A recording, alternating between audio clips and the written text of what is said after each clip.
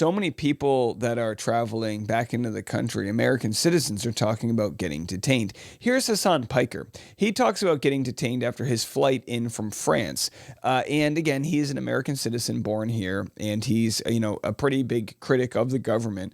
But that's your First Amendment right. You're allowed to criticize the government. But apparently, they're shaking people down. What the do you mean? Like, why is this denying me entry into the country of my birth? Like, this is my birthright.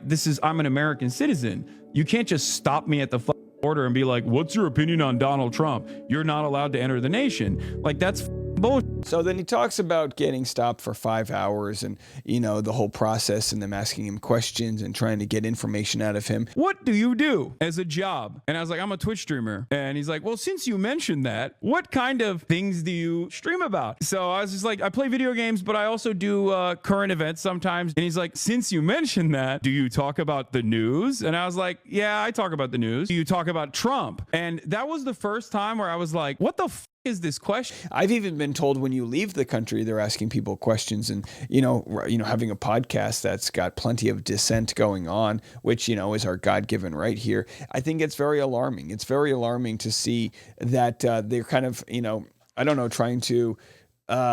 It's because it's one thing. It's one thing for them to say, well, you're a exchange student from another country and you don't like our policy, so we're going to deport you. I think that's messed up. I think we should embrace people that have differencing of opinions. I think it would make our country stronger, right?